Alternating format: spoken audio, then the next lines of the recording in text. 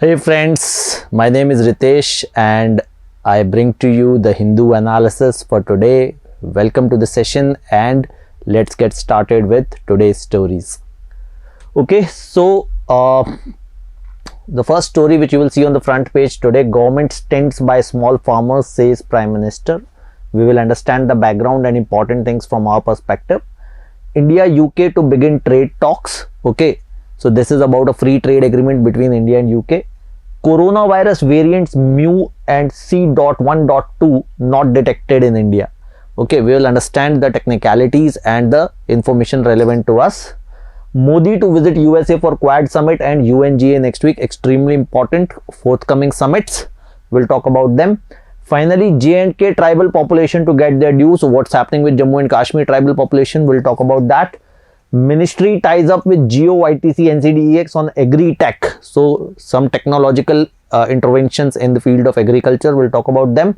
And then the editorials, two interesting articles, positive climate and powering ahead in the future related to electronic vehicles. So a lot of interesting stuff. ठीक है, देखो news तो हम आज discuss करेंगे अभी. While interacting with some of you, I felt that a lot of you are still not very comfortable with making notes from the newspaper. Okay, तो जो आज का सेशन है वो आप सब लोग ध्यान से देखें. ठीक है, आज के सेशन में एटलीस्ट इनिशियली फ्यू मैं कुछ आप लोगों को थोड़ा सा एक्सप्लेन करूंगा while explaining news also that how to make notes. When we say that making notes from the newspaper, what should be your approach, वो भी थोड़ा थोड़ा हम साथ साथ आज के सेशन में कवर करेंगे ताकि you get a fair idea of what you have to do. Okay, now when you look at the front page you will see this article, government stands by small farmer. ठीक है, prime minister. ठीक है, तो when you will go through the article it broadly says two things. Okay, and I have outlined these two things in these two paragraphs. ठीक है, you will से Mr. Modi said the NDA government through various schemes is looking after the interest of those farmers who are cultivating less than 2 hectares. तो basically Modi साहब ने एक speech में ये कहा है कि we are taking care of small farmers और government is looking after small farmers through various schemes जो उसमें मैंशनड भी हैं. पीएम किसान स्कीम या एमएसपी इंक्रीज कर देना या फिर क्रॉप इंश्योरेंस स्कीम है ना, तो ये या सब्सिडीज, वेरियस इनिशिएटिव्स जो गवर्नमेंट ने हाईलाइट किए हैं जिसके थ्रू मोदी साहब is claiming that they are taking care of small farmers which are cultivating a land less than 2 hectares. Okay, तो एक तो नजरिया ये हुआ कि हमने उनके बारे में बात की. तो फिर क्या होता है कि आपके दिमाग में ये सारी चीजें आनी चाहिए कि आपके पास एक इन्फॉर्मेशन हो. किसान क्रेडिट कार्ड के बारे में उन्होंने बोला है, तो किसान क्रेडिट कार्ड क्या होता है. ठीक है, न्यूज़ ये नहीं है कि आपके काम का ये नहीं है कि प्राइम मिनिस्टर ये कह रहे हैं कि वो फार्मर्स का ध्यान रखते हैं. What is relevant to you, कैसे ध्यान रखते हैं. ठीक है, तो उन्होंने किसान क्रेडिट कार्ड के बारे में बोला, तो क्या आप किसान क्रेडिट कार्ड के बारे में जानते हैं. उन्होंने prime minister crop insurance scheme, फसल बीमा योजना के बारे में बोला, तो क्या आप फसल बीमा योजना के बारे में जानते हैं. उन्होंने कहा हमने एमएसपी बढ़ाई है, तो क्या आप वो 1.5 टाइम्स एमएसपी के बारे में जानते हैं. ठीक है, तो उस पॉइंट ऑफ व्यू से आपकी नोट मेकिंग चलनी चाहिए. ठीक है, फिर mister Modi was in city of locks, Aligarh में ये सारी बात हो रही थी. ठीक है, टू ले the foundation stones for Aligarh node of the defence industrial corridor. अब वो वहाँ गए क्यों थे, ये तो ठीक है कि अब हम रैली में गए, हमें अपना वोट बैंक संभालना है, तो हमने फार्मर्स पे कुछ हमने बोला कि हम फार्मर्स को अपने सपोर्ट में ला सकें. ठीक है, बट वो वहाँ गए क्यों थे, what was the occasion. He wanted to launch the defence industrial corridor का अलीगढ़ नोड. ठीक है, तो अलीगढ़ नोड वो शुरू करने गए थे. तो यहां मैंने एक वर्ड देख लिया, डिफेंस इंडस्ट्रियल कॉरिडोर. अब आपके दिमाग में खटका होना चाहिए कि डिफेंस इंडस्ट्रियल कॉरिडोर है क्या चीज. ठीक है, उस पर रिसर्च करके नोट जो बनाना है वो ये नहीं बनाना है. ये जो 2 पैराग्राफ्स हैं ये कुछ खास काम नहीं आएंगे आपके. ठीक है, आपके काम क्या आएगा, आपने यहां देखा डिफेंस इंडस्ट्रियल कॉरिडोर, हिंदू आपको क्या दे रहा है, कीवर्ड दे दिया उसने आपको डिफेंस इंडस्ट्रियल कॉरिडोर. अब बैठ के रिसर्च करके बनाओ डिफेंस इंडस्ट्रियल कॉरिडोर क्या होता है. And a state university named after freedom fighter Raja Mahendra Pratap Singh. तो न्यूज क्या है कि उत्तर प्रदेश में एक स्टेट यूनिवर्सिटी बनेगी राजा महेंद्र प्रताप सिंह के नाम पे. तो आपकी रिसर्च क्या होनी चाहिए कि यार ये बंदा था कौन, राजा महेंद्र प्रताप सिंह कौन थे. ठीक है, क्योंकि क्वेश्चन जो आएगा वो इस पर आ सकता है. राइट, तो हमें क्या इस पूरे आर्टिकल्स में देख करके हमें गवर्नमेंट की जो फार्मर के बारे में जो स्कीम्स थी जिनके नाम लिए गए थे, क्या हम उनके बारे में जानते हैं, नहीं जानते, तो एक छोटा नोट हमने उन पर बनाया. डिफेंस इंडस्ट्रियल कॉरिडोर देखा हमने, क्या डिफेंस इंडस्ट्रियल कॉरिडोर के बारे में हम जानते हैं, नहीं जानते, तो एक छोटा नोट उस पर बनाया. हमने राजा महेंद्र प्रताप सिंह के बारे में हमें कुछ पता है क्या, नहीं पता तो एक छोटा नोट हमने उस पर बनाया। तो कुछ टॉपिक्स पे मैं आपकी हेल्प करूंगा, देखते हैं। हाँ, तो डिफेंस इंडस्ट्रियल कॉरिडोर क्या है? तो in order to support the growth of the defence sector and enhance the manufacturing capacities, two defense industrial corridors have been set up in India, one in Uttar Pradesh, another in Tamil Nadu by the central government। तो central government ने defence manufacturing को बढ़ावा देने के लिए दो defence industrial corridors बनाने का डिसीजन लिया, एक उत्तर प्रदेश में और एक तमिलनाडु में, ठीक है, जहां पर various kinds of ammunition, missiles, ये सब कुछ बनाया जाएगा। बेसिकली डिफेंस सेक्टर के लिए मैन्युफैक्चरिंग होगी, ठीक है। अब उत्तर प्रदेश वाला कौन बनाएगा? Uttar Pradesh expressway industrial development authority. और तमिलनाडु वाला कौन बनाएगा? Tamil Nadu industrial development corporation. Uttar Pradesh वाले में 6 नोड्स होंगे, कहां कहां? आगरा, अलीगढ़, चित्रकूट, झांसी, कानपुर और लखनऊ। ये 6 जगह पर मैन्युफैक्चरिंग होगी, ठीक है। तमिलनाडु वाले में 5 नोड्स होंगे, चेन्नई, कोयंबटूर, होसुर, सालेम और तिरुचिरापल्ली, ठीक है। ये 5 जगह मैन्युफैक्चरिंग होगी, ठीक है। तो यहां पर जो मोदी साहब क्या जो फाउंडेशन स्टोन ले करने के लिए गए थे, वो कहां गए थे? Aligarh, which is also known as city of locks. तो समझ में आया आपको डिफेंस इंडस्ट्रियल कॉरिडोर के बारे में। अब ये बैकग्राउंड इंफॉर्मेशन है, क्वेश्चन जो आएगा वो कहां से आएगा? यहां से आएगा।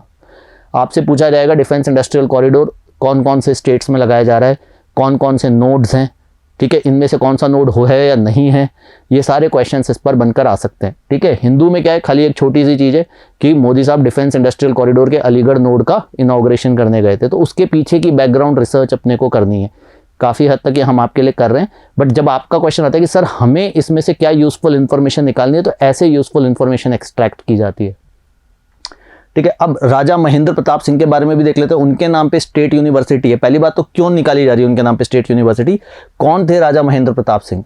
तो he was a freedom fighter, he was a revolutionary, he was a social reformer, he was a educationist, ठीक है। काफ़ी इंपॉर्टेंट रोल्स उन्होंने प्ले किए, ठीक है। और अभी क्यों वो रेलेवेंट हुए हैं वो अपन थोड़ी सी देर में डिस्कस करेंगे। पहले मैं आपको उनके बारे में थोड़ा सा बैकग्राउंड इन्फॉर्मेशन दे दूं। He was also a politician, he entered Lok Sabha from Mathura in 1957, ठीक है, पॉलिटिशियन भी थे, but his prominent contribution to society was as a freedom fighter, ठीक है। अच्छा, इन्होंने अपना घर दे करके वहां पर एक टेक्निकल स्कूल बनाया था, प्रेम महाविद्यालय वृंदावन में 1909 में। It was considered India's first polytechnic, ठीक है। उसके अलावा इन 1915 he made the first provincial government of India outside India. Kabul में बागे बाबर में इन्होंने इंडिया की पहली प्रोविंशियल गवर्नमेंट बनाई थी आउटसाइड इंडिया, जिसके खुद को प्रेसिडेंट इन्होंने प्रोक्लेम किया था, ठीक है। 1929 में इन्होंने वर्ल्ड फेडरेशन लॉन्च किया था बर्लिन, जर्मनी में।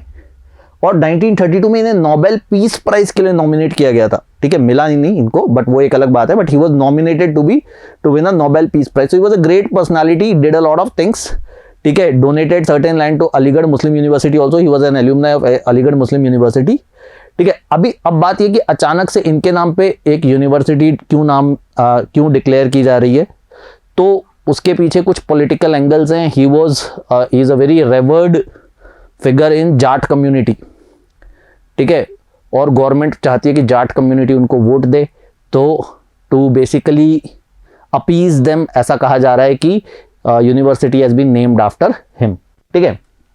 अच्छा, देखो नेक्स्ट अपडेट देखते हैं।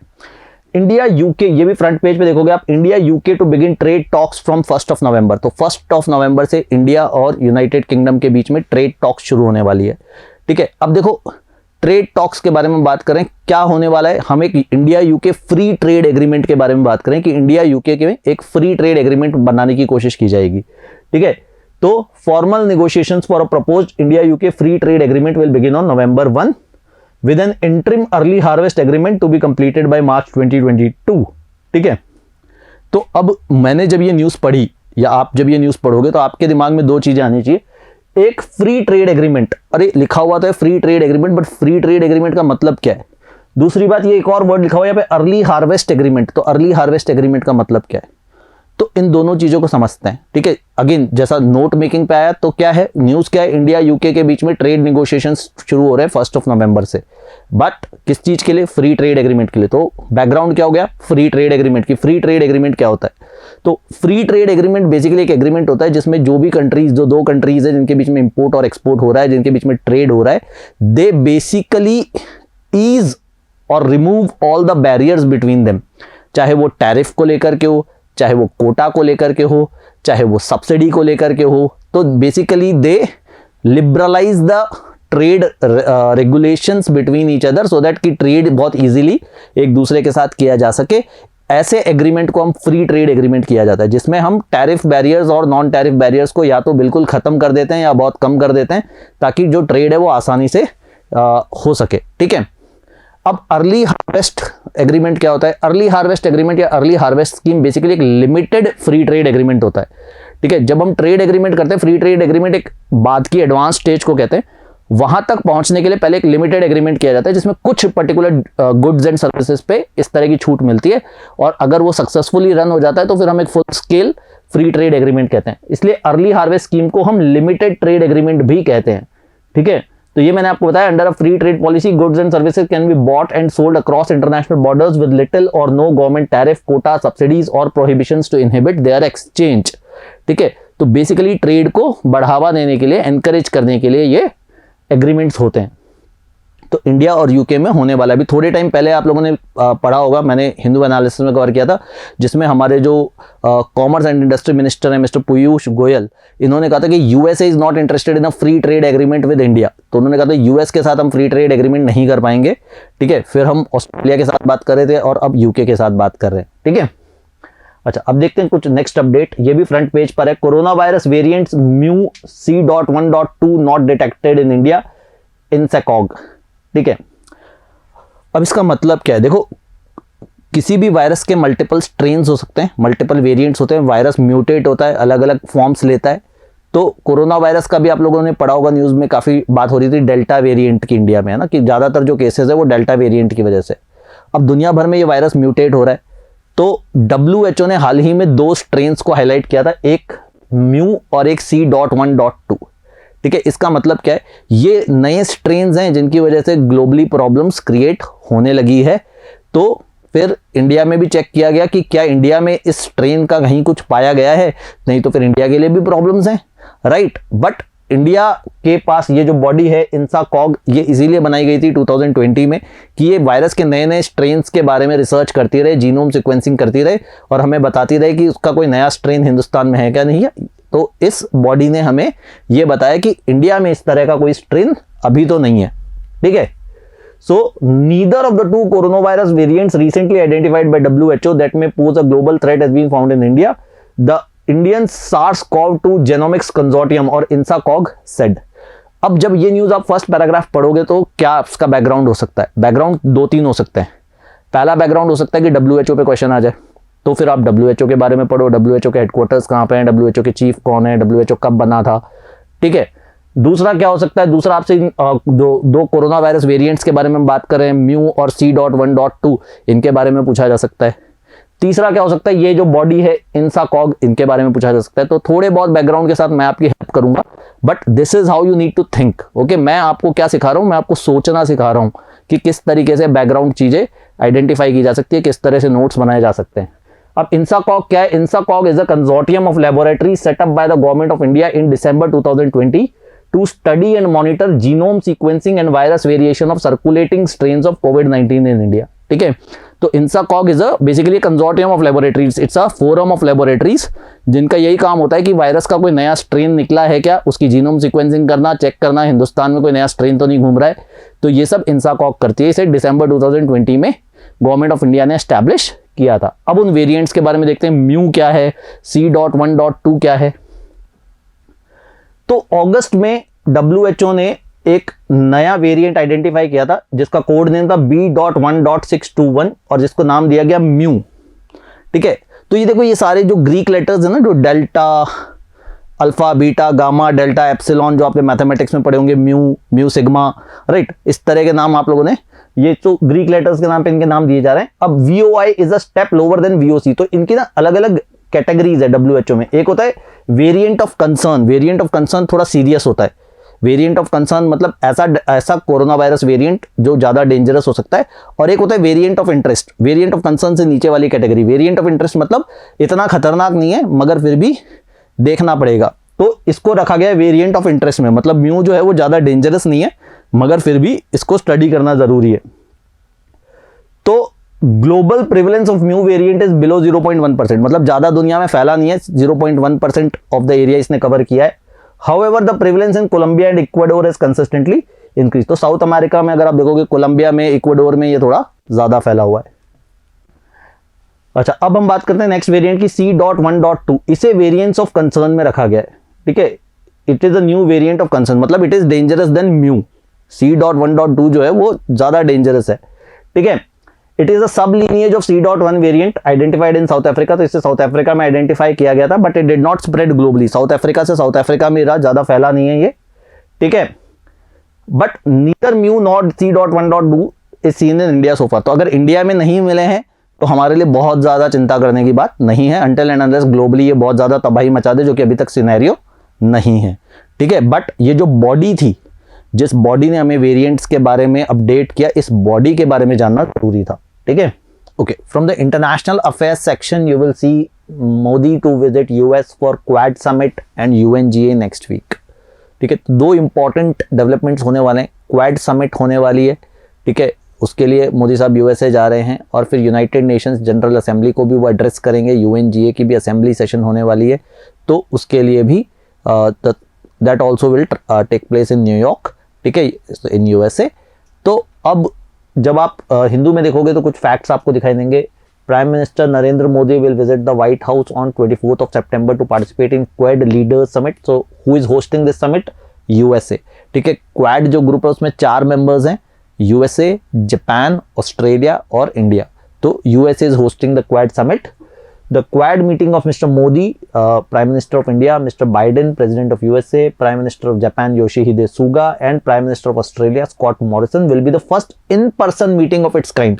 तो पहली बार in-person meeting होने वाली है Quad group की, जिसमें ये लोग एक साथ बैठ करके बात करेंगे, ठीक है। इससे पहले वर्चुअल समिट हुई थी एक। Mr. Modi will then travel to New York, where he will address the 76th session of UNGA. उसके बाद Quad summit complete करने के बाद he will go to New York, जहां पर ये यूनाइटेड नेशंस जनरल असेंबली को एड्रेस करेंगे, ठीक है। 4 leaders will review progress made since their first virtual summit in March. तो जो वर्चुअल समिट हुई थी मार्च में, क्वाड समिट, उसमें बाद जो डिसीजंस लिए गए थे उसमें क्या प्रोग्रेस हुई, स्पेशली जो वैक्सीन रिलेटेड डिसीजन थे। क्वाड वैक्सीन इनिशिएटिव था, जिसमें इंडिया में 1 बिलियन कोविड-19 वैक्सीन बननी थी for distribution in Asia by the end of 2022। तो उस पर क्या प्रोग्रेस चल रही है, इस पर बात होगी। इसके अलावा चाइना के ग्रोइंग इन्फ्लुएंस पे बात होगी, और अफगानिस्तान क्राइसिस पर बात होने की उम्मीद है, ठीक है। तो क्वाड समिट काफी इंपॉर्टेंट रहेगी। We will follow it up, we will see what decisions are being taken. But जब आपने ये न्यूज़ पढ़ी, ये सारी चीजें हैं जो आपने हिंदू में आप पढ़ोगे आज के, तो जब आप ये न्यूज़ पढ़ोगे तो आपके माइंड में बैकग्राउंड क्वेश्चन क्या आ सकते हैं? 2 चीज़ों पे बात हो रही है, एक तो क्वाड पे, तो क्वाड ग्रुप क्या है, कौन इसकी मेंबर कंट्रीज हैं, कब बना, क्या मेजर एक्टिविटीज हैं, ये सब पूछा जा सकता है। फिर उसके अलावा दूसरा सवाल आपके माइंड में क्या आना चाहिए, UNGA, United nations general assembly के बारे में बात हो रही है। तो यूनाइटेड नेशंस जनरल असेंबली क्या है, ठीक है, कितनी मेंबर कंट्रीज हैं, क्या काम करती हैं, ठीक है, क्या होने वाला है इस सेशन में, ये सारी चीजें आपके माइंड में आनी चाहिए। ये सारी चीजों पे क्वेश्चंस आ सकते हैं। So this is the background research which you have to do and make your note, ठीक है। I will help you with some of this. तो quadrilateral security dialogue, also known as Quad, is a strategic dialogue between US, Japan, Australia, India. मैं already आपको member countries बता चुका हूं। The dialogue was initiated in 2007। सबसे पहले 2007 में ये ग्रुप फॉर्म हुआ था। उस समय जो जापान के प्राइम मिनिस्टर थे शिंजो आबे, इन्होंने इनिशिएटिव लेकर के ये ग्रुप फॉर्म किया था। And apart from the dialogue, apart from इन लोगों के साथ जो मीटिंग्स होती हैं, उसके अलावा इनके बीच में एक मिलिट्री एक्सरसाइज भी होती है, जिसको हम कहते हैं मालाबार वॉर गेम्स, है ना। अभी थोड़े समय पहले अगस्त में हुई थी मालाबार एक्सरसाइज, ठीक है। अच्छा, अब क्वाड ग्रुप को एक एंटी चाइना ग्रुप के तौर पे भी देखा जा सकता है, क्योंकि ये जितनी भी कंट्रीज हैं, USA, Australia, India, Japan, they all are, जिनको हम कह सकते हैं कि दे आर थ्रेटेंड बाय और they are in face of with China, ठीक है। बिकॉज मैरीटाइम सिक्योरिटी के मामले में इंडियन ओशन रीजन में चाइना जो अपना असर्टिवनेस बढ़ा रहा है, उसको लेकर के सारी कंट्रीज परेशान है, ठीक है। US और चाइना तो ठीक है, सुपर पावर्स की लड़ाई चल ही रही है, इंडिया और चाइना का नेबर डिस्प्यूट चल ही रहा है। But apart from that, let's say countries like Japan, countries like Australia are worried, with the Chinese naval interventions. So Chinese government responded to the Quad dialogue by issuing formal diplomatic protest. तो China is always criticising Quad. अगर आप आज के newspaper में देखोगे तो आज भी वहां से एक आर्टिकल है जिसमें चाइना कह रहा है कि Quad is doom to fail. ठीक है. सो क्वाड ग्रुप और स्पेशली इनकी जो मिलिट्री एक्सरसाइजेज हैं उनको चाइना फेवरेबली नहीं देखता है. And it is to an extent true that the group is being formed to counter Chinese influence. अब बात करते हैं यूनाइटेड नेशंस जनरल असेंबली की. तो UNGA was created under chapter 4 of the charter of United Nations. ठीक है. इन 1945. ठीक है.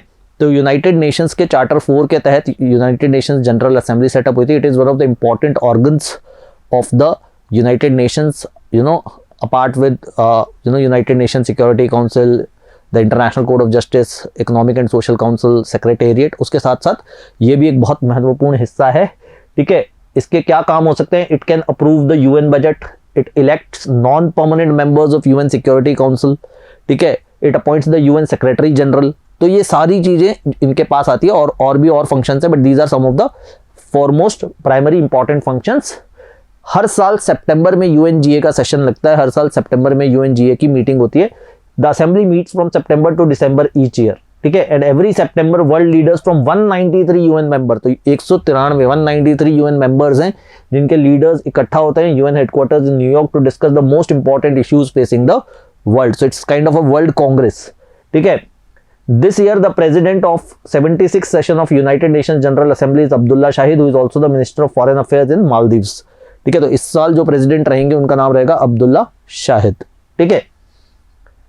अच्छा, तो हमने यूनाइटेड नेशंस जनरल असेंबली का थोड़ा बैकग्राउंड देखा, हमने बैकग्राउंड देखा क्वाड का. तो this is how you need to think about any particular issue. अब देखते देखो एक और अपडेट आप देखोगे, J&K tribal population to get their due. तो हुआ क्या है, जम्मू एंड कश्मीर में फॉरेस्ट राइट एक्ट 2006 इंप्लीमेंट करने वाले हैं. ठीक है. तो जम्मू एंड कश्मीर में जो जंगल हैं, जो फॉरेस्ट है और उनमें जो लोग रह रहे हैं, जो ट्राइबल कम्युनिटी है, तो आपने देखा है कि ट्राइबल कम्युनिटी कहीं पर भी हो, चाहे वो नॉर्थ ईस्ट में हो, चाहे वो छत्तीसगढ़ में हो, चाहे वो आपके जम्मू कश्मीर में हो, they are heavily dependent on forest. ठीक है. फॉरेस्ट उनका घर होता है and they are heavily dependent on various, चाहे वो उनकी कल्चरल नीड्स से जुड़े हुए होते हैं, उनकी हैबिटेशन उनसे जुड़ा होता है, उनका ऑक्यूपेशन उनसे जुड़ा होता है. ठीक है. तो जम्मू कश्मीर में पिछले कुछ टाइम से काफ़ी सारे ऐसे केसेस आ रहे थे कि ट्राइबल्स को गवर्नमेंट जो है वो इलीगल एनक्रोचर्स डिक्लेयर कर रही थी. मतलब वो गवर्नमेंट कह रही थी कि ये तो जो ज़मीन पे कब्जा कर रहे हैं, जंगल की ज़मीन पे, और उन्हें इविक्ट किया जा रहा था, उन्हें जंगल से निकाला जा रहा था. तो अब फॉरेस्ट राइट एक्ट वहाँ पर इंप्लीमेंट होने के बाद ट्राइबल्स को कुछ राहत मिलेगी, क्योंकि फॉरेस्ट राइट एक्ट ये पावर देता है कि tribals can stay in forest, they can use forest for their livelihood. ठीक है. देखो, after a long delay, Jammu and Kashmir government has decided to implement Forest Right Act 2006, which will elevate the socio-economic status of tribals and nomadic communities, including Gujar Bakarwals and Gaddi Sippis in Union Territory. Forest Right Act recognizes the right of the forest-dwelling tribal communities and other traditional forest dwellers to forest resources. It empowers them to access and use the forest resources in the manner that they were traditionally accustomed to, and to protect, conserve and manage forest, and to protect forest dwellers from unlawful evictions. तो उन्हें ज़बरदस्ती नहीं निकाला जा सकता है forest right act के तहत, जो कि हो रहा था जम्मू एंड कश्मीर में. So again it's a interesting development which has happened in the state of Jammu and Kashmir, sorry union territory of Jammu and Kashmir. ठीक है. अच्छा, अब देखो एग्रीकल्चर मिनिस्ट्री से जुड़ा हुआ एक इंटरेस्टिंग अपडेट आया. तो ministry of Agriculture ties up with Geo, ITC, NCDEX on Agritech. So what is Agritech? देखो, तो modernisation of agriculture is the need of the hour. ठीक है. हमारे यहाँ जो एग्रीकल्चर की दुर्दशा है उसका एक बहुत बड़ा रीज़न है कि आज भी हम ट्रेडिशनल एग्रीकल्चर पे फंसे हुए हैं और हम अपने एग्रीकल्चर मेथड्स को मॉडर्नाइज नहीं कर पाए हैं, बदलते वक्त के साथ नहीं बदल पाए हैं. तो उस पे काम करने के लिए अभी जो हमारे एग्रीकल्चर मिनिस्ट्री इन्होंने टाई अप किया है रिलायंस जियो प्लेटफॉर्म के साथ, ITC, national commodities and derivative exchange के साथ, और भी कुछ प्लेयर्स हैं, निंजा कार्ट वगैरह के साथ. क्यों? ठीक है. Because they want to use their help in introducing technology to agriculture. Various technological initiatives they want to introduce. Pilot project के लिए initially they want a project to monitor soil conditions using technology. ठीक है. Soil conditions को monitor करने के लिए कितना moisture है, कितना क्या है, and to help on post harvest linkages. एक बार फसल हो गई उसके बाद टेक्नोलॉजी की मदद से एंड बायर तक पहुंचने के लिए वो इन प्लेटफॉर्म्स की मदद लेंगे। ठीक है, so this is part of an effort to modernise the agriculture sector by infusing new technologies. ठीक है, और इसके लिए गवर्नमेंट हेल्प लेगी नेशनल फार्मर डेटाबेस की। देखो थोड़े दिन पहले भी मैंने ये न्यूज़ दी थी कि नेशनल फार्मर डेटाबेस में ऑलरेडी 5.5 करोड़ फार्मर्स का डेटा आ चुका है। अब ये डेटा कहाँ से लिया गया है? वेरियस गवर्नमेंट की जो बेनिफिशियरी स्कीम्स है फार्मर्स की, चाहे वो पीएम किसान स्कीम है, पीएम फसल बीमा योजना स्कीम है, इन सब से ये डेटा लिया गया और इसको 8 करोड़ फार्मर्स तक पहुंचाने का प्लान है। कैसे? स्टेट गवर्नमेंट्स के साथ जो उनके लैंड रिकॉर्ड्स है उनके थ्रू डेटा और इंटीग्रेट करके ज़्यादा से ज़्यादा फार्मर्स का डेटा डिजिटल ले जा पाएंगे और जिससे टारगेटेड डिलीवरी ऑफ बेनिफिट्स भी पॉसिबल हो पाएगा और इस तरह के इनिशिएटिव्स भी पॉसिबल हो पाएंगे। ठीक है, तो ये एक और अपडेट था। अब हम बात करेंगे एडिटोरियल सेक्शन के बारे में। Let's look at the next update. हाँ, तो ये आर्टिकल आप देखोगे आज के एडिटोरियल सेक्शन में, positive climate. It basically talks about जो रीसेंट डेवलपमेंट हुआ था, जॉन कैरी हिंदुस्तान आए, जो क्लाइमेट टॉक्स हुई बिटवीन हिम एंड और एनवायरनमेंट मिनिस्टर। ठीक है, तो उसके पर्सपेक्टिव में ये पॉजिटिव क्लाइमेट जो आर्टिकल आया है ये हमें क्या बताता है कि India is the 3rd largest green house gas emitter. ठीक है, इस समय हिंदुस्तान जो है वो दुनिया में 3रा सबसे ज़्यादा पोल्यूशन फैलाने वाला देश है। ठीक है, बट अगर वैसे देखा जाए प्रैक्टिकली तो पर कैपिटा एमिशन अगर हमारा देखा जाए तो बहुत ज़्यादा नहीं है। ठीक है, जिस हिसाब से पॉपुलेशन है उस हिसाब से हमारा एमिशन काफ़ी कम, पर कैपिटा एमिशन काफ़ी कम है। बट अगर हम ओवरऑल लेवल पे देखे जाए तो we are the 3rd largest emitter. तो दुनिया भर से प्रेशर बन रहा है हमारे ऊपर। Despite of us doing well, हमने पेरिस क्लाइमेट एग्रीमेंट में जो टारगेट सेट किए थे उसमें हम काफ़ी अच्छा कर रहे हैं, बट उसके बावजूद दुनिया भर से एक प्रेशर बन रहा है कि India should adopt a net zero. ठीक है, अब व्हाट इज नेट जीरो ये मैं ऑलरेडी बता चुका हूँ आप लोगों को पिछले वीडियोज़ में कि नेट जीरो का मतलब ये होता है कि जितना हम कार्बन एमिशन कर रहे हैं उतना ही कार्बन हम एब्जॉर्ब भी कर रहे हैं। फॉर एग्जाम्पल हमारे पास बहुत अच्छा ट्री कवर है, फॉरेस्ट कवर है जो उस कार्बन को अब्जॉर्ब भी कर रहा है। ठीक है, कार्बन सिंक्स बनाए हुए हैं हमने। ठीक है, तो हमारा जो नेट इम्पैक्ट है क्लाइमेट पे वो जीरो है, क्योंकि जितना हम अब्जॉर्ब कर रहे हैं, जितना हम एमिट कर रहे हैं उतना ही हम अब्जॉर्ब कर रहे हैं। तो दुनिया भर की कंट्रीज़ ने ज़्यादातर ने नेट जीरो का टारगेट ले लिया है। अमेरिका का नेट जीरो टारगेट 2050 है, यूरोपियन यूनियन का नेट जीरो टारगेट 2050 है, चाइना का नेट जीरो टारगेट 2060 है, बट इंडिया ने अभी तक नेट जीरो का टारगेट डिक्लेयर नहीं किया है। और अभी जो IPCC की रिपोर्ट आई थी, inter governmental panel on climate change की, उन्होंने कहा था कि अगर हमें 1.5 डिग्री सेल्सियस के एवरेज टेम्परेचर इंक्रीज को रोकना है तो हमें 2050 तक सारी कंट्रीज को कम से कम, and this is the bare minimum, मतलब कम से कम ये तो करना ही पड़ेगा कि 2050 तक सारी कंट्रीज नेट जीरो पर आ जाए। ठीक है, और उसके अलावा कुछ और चीज़ों की ज़रूरत हो सकती है। ठीक है, तो इंडिया ने अभी तक ऐसा कोई टारगेट, ऐसा कोई नेट जीरो कमिटमेंट दिया नहीं है। ये आज के न्यूज़पेपर के फ्रंट पेज पे जॉन कैरी का स्टेटमेंट भी है कि India is not committed for a net zero. अच्छा, नेट जीरो डिक्लेयर करने में प्रॉब्लम क्या है? क्योंकि ये हमारे जो डेवलपमेंट है उसको कहीं ना कहीं हैम्पर करता है। हमारी जो एनर्जी नीड्स हैं वो हम कैसे फुलफिल करेंगे? अगर हम कहते हैं नेट जीरो तो इसका मतलब अभी आज भी हमारे जो एनर्जी का सबसे बड़ा सोर्स है वो थर्मल एनर्जी है, कोल है। तो कल को अगर हम इस तरह के कमिटमेंट्स कर देंगे तो हमारे डेवलपमेंट को, हमारे को और भी चीज़ें देखनी है क्लाइमेट चेंज के अलावा। ठीक है, तो ऑथर कहते हैं that conundrum has been addressed by visiting US special presidential envoy for climate John Kerry. तो जॉन कैरी साहब ने क्या कहा है कि इंडिया का जो टारगेट है कि 2030 तक हम 450 गीगावाट्स रिन्यूएबल एनर्जी बनाएंगे, उसके लिए फाइनेंस और टेक्नोलॉजी अरेंज करने में वो हमारी मदद करेंगे। तो उन्होंने कहा कि इंडिया जो अपने एनर्जी नीड्स को लेकर के परेशान हो रहा है और जिसकी वजह से नेट जीरो टारगेट नहीं दे पा रहा है, उस एनर्जी नीड को फुलफिल करने में यूएसए हमारी हेल्प कर सकता है। And USA has basically expressed their intention to do so. So specific areas of cooperation to bring down emission in the expansion of transportation, building and industry, and facilitating funding for 450 gigawatt of renewable energy by 2030 can advance the India-US climate and clean energy agenda 2030 partnership. तो हमारे targets को reach करने में, हमारे energy targets को reach करने में USA can help us.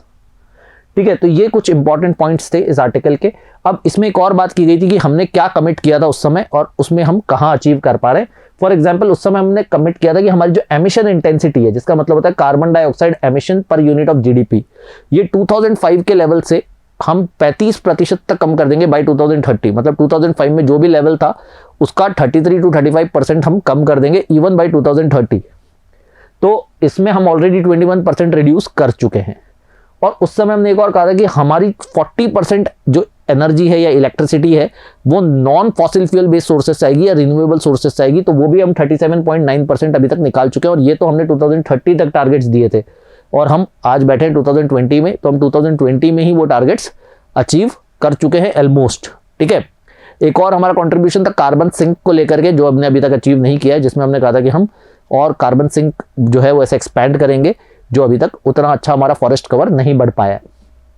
अच्छा, powering ahead in the future, ये एक और एडिटोरियल है आज के न्यूज़पेपर में। जो two wheeler electronic two vehicles, जो हमारे टू व्हीलर होते हैं इलेक्ट्रॉनिक टू व्हीलर्स, उन पर एक आर्टिकल है कि इंडिया में जो इलेक्ट्रॉनिक टू व्हीलर इंडस्ट्री है वो किस दिशा में जा रही है, क्या प्रॉब्लम्स आ रही है और क्या सॉल्यूशंस हो सकते हैं। So let's understand this. तो several things are going right regarding two wheeler electrification in India। तो कुछ अच्छी चीजें हो रही है। क्या अच्छा हो रहा है? The government increased the FAME second incentives। The FAME is an scheme for electronic vehicles in India to promote and encourage the manufacturing and use of electric vehicles in India। तो government increased the FAME to incentives for electric two wheelers to rupees 15,000 kilowatt per hour। ठीक है, तो ये एक तो incentive government ने बढ़ाया है, फिर काफी स्टेट्स ने काफी इंसेंटिव्स देना, एक तो सेंट्रल गवर्नमेंट इंसेंटिव दे रही है, उसके अलावा कुछ स्टेट्स जैसे Gujarat and Maharashtra have announced state level electric vehicle incentives. तो ऐसा नहीं कि only central government is promoting electric vehicles, even state governments are giving multiple incentives for electric vehicles. Third, many startups are launching new electric two wheeler models. तो काफी नई startups आ गई है जो electric vehicle two wheeler models launch कर रही है, तो काफी सारे मॉडल्स बाजार में आ गए। ठीक है, तो इससे क्या एक्सपेक्टेशन है कि जो 2020 में इलेक्ट्रिक टू व्हीलर्स बिके थे उससे डबल 2021 में बिक जाएंगे। ठीक है, जितने 2020 में सेल हुई थी we will record twice of that sale in 2021। But even if we do that, electric vehicles will account for less than a percentage of new two wheeler sales, less than 1%। ठीक है, अगर even double cell कर देते हैं तो पूरे two wheeler market में 1% से कम शेयर होगा इलेक्ट्रिक टू व्हीलर्स का। ठीक है, यानी काफी कम बिक रहे हैं। और उसका रीजन क्या है? उसके रीजन बहुत सारे हैं, बट इसमें एक रीजन जो दिया गया है वो ये है कि industry leaders like hero, Honda, TVS, Bajaj, Suzuki, royal Enfield, Yamaha, जो कि तकरीबन 99% टू व्हीलर्स इन्हीं के सेल होते हैं, इन सब में मिला के खाली 2 इलेक्ट्रिक टू व्हीलर मॉडल दिए हैं। यानी जो एस्टैब्लिश्ड कंपनीज है they are not coming up with models of electric two wheelers. ये जो जितनी जो नए इलेक्ट्रिक टू व्हीलर्स आ रहे हैं ये नए नए नाम, नए नए स्टार्टअप्स लेकर के आ रहे हैं, बट जो एस्टैब्लिश्ड है, जिनका डिस्ट्रीब्यूशन नेटवर्क अच्छा है, जिनकी प्रेजेंस अच्छी है, जिनकी क्रेडिबिलिटी अच्छी है, they are not coming up with new two wheeler electric models. तो उसके लिए ऑथर ने कुछ सजेशंस दिए कि जो बाकी कंट्रीज हैं उन्होंने क्या किया है। बाकी कंट्रीज में भी ये प्रॉब्लम आया था और उन्होंने इसको रिजॉल्व करने के लिए 2 सॉल्यूशन लगाए थे। First is to establish a zero emission vehicle credit program. इसका मतलब क्या है? उन्होंने कहा कि आप ना एक रिक्वायरमेंट सेट कर दो कि कोई भी टू व्हीलर, लेट से बजाज है, बजाज को आपने कह दिया कि 20% सेल आपकी इलेक्ट्रिक टू व्हीलर्स की होनी चाहिए, और अगर 20% सेल ना कर पाओ तो आपको क्रेडिट्स खरीदने पड़ेंगे किसी ऐसे कंपनी से जो सेल कर रही है। It's like carbon trading. ठीक है, तो उन्होंने कहा कि अगर आपकी 20% सेल्स इलेक्ट्रॉनिक टू व्हीलर से नहीं हो रही है तो जो भी आपका डेफिसिट अमाउंट है उतने के क्रेडिट आपको उस कंपनी से खरीदने होंगे जो इलेक्ट्रिक टू व्हीलर बेच रही है। तो इससे क्या होगा? उस कंपनी को फायदा होगा जो ज्यादा इलेक्ट्रिक टू व्हीलर बेचेगी, तो automatically companies will be motivated और incentivised to sell more electric two wheelers. दूसरा उन्होंने कहा putting in place of fuel efficiency और carbon dioxide emission standard stringent enough. तो आप ना कार्बन डाइऑक्साइड के एमिशन स्टैंडर्ड सेट कर दो कि गाड़ी से इससे ज्यादा धुआं निकलना ही नहीं चाहिए। ठीक है, इससे ज्यादा गाड़ी का फ्यूल कंजम्पशन होना ही नहीं चाहिए। एमिशन लेवल इतना बढ़ा दो कि ऑटोमेटिकली टू व्हीलर कंपनीज को मजबूर होना पड़े या कंज्यूमर्स को मजबूर होना पड़े कि वो सिर्फ इलेक्ट्रिक टू व्हीलर ही ले।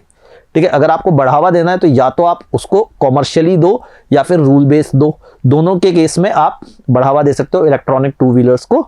तो ये एक इंटरेस्टिंग अपडेट आज के न्यूज़पेपर में था।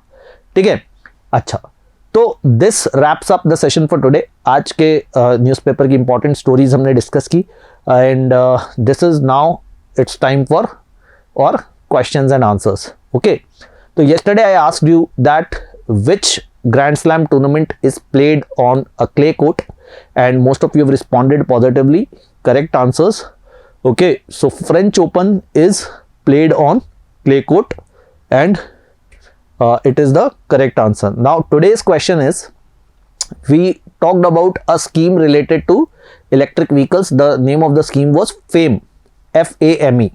I want you to tell me the full form of this scheme. ठीक है, इंटेंशनली मैंने आपको इस स्कीम का फुल फॉर्म नहीं बताया. I want you to research about this scheme and tell me the full name of the scheme in the comment section of the YouTube videos. Okay, तो आप कमेंट सेक्शन में अपना answer डाल सकते हैं. I will see to it and respond tomorrow with some fresh stories. Till then, keep reading,